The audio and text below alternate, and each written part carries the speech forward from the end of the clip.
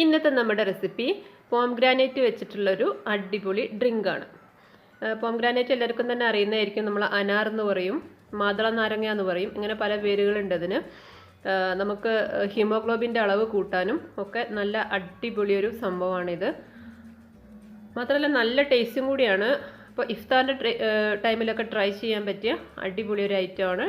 Try ചെയ്ത് നോക്കിയിട്ട് അഭിപ്രായങ്ങളൊക്കെ കമൻ്റ് ഇടാൻ മറക്കരുത്. അപ്പോൾ അതെങ്ങനെയാണ് ഉണ്ടാക്കുക എന്നാണ് നമ്മൾ നോക്കാൻ പോണത്.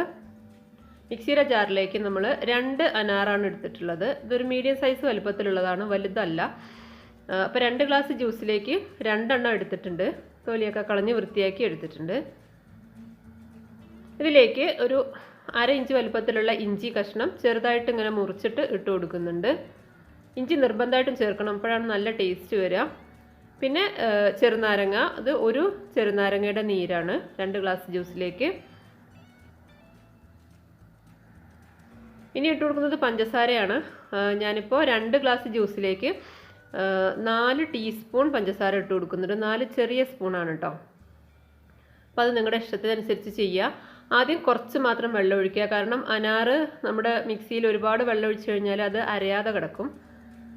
അപ്പോൾ കുരുവൊക്കെ നമ്മൾ അരിച്ച് മാറ്റുകയാണ്. കുരു മാത്രമേ ഉണ്ടാവുള്ളൂ, വേറെ ഒന്നും ഉണ്ടാവില്ല.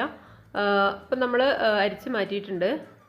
കൃത്യം 2 ഗ്ലാസ് ജ്യൂസാണ് ഞാൻ ഉണ്ടാക്കിയിട്ടുള്ളത്. കാണുമ്പോൾ തന്നെ നല്ല ഭംഗിയാണ്. മാത്രമല്ല നമ്മളിങ്ങനെ ഗ്ലാസ്സിലേക്ക് ഒഴിക്കുമ്പോൾ തന്നെ ആ ഇഞ്ചിയുടെയൊക്കെ ഒരു നല്ല സ്മെല്ല് വരും. തണുപ്പിച്ച് കഴിക്കാൻ നല്ല കിഡിലൻ ടേസ്റ്റാണ്. ഐസ് ക്യൂബ്സും കൂടി ഇട്ട് കൊടുക്കുക.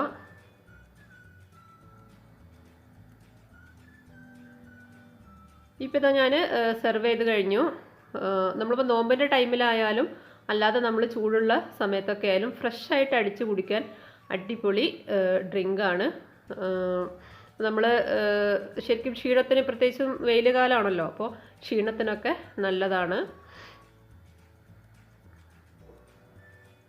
ശരിക്കും 2 അനാറ് കൊണ്ട് 3 ഗ്ലാസ് ജ്യൂസ് വേണമെങ്കിലും ഉണ്ടാക്കാം. ഞാനിപ്പോൾ വലിയ ഗ്ലാസ് ആയതുകൊണ്ട് 2 ഗ്ലാസ് എടുത്തുള്ളൂ. അപ്പോൾ ട്രൈ ചെയ്ത് നോക്കുക.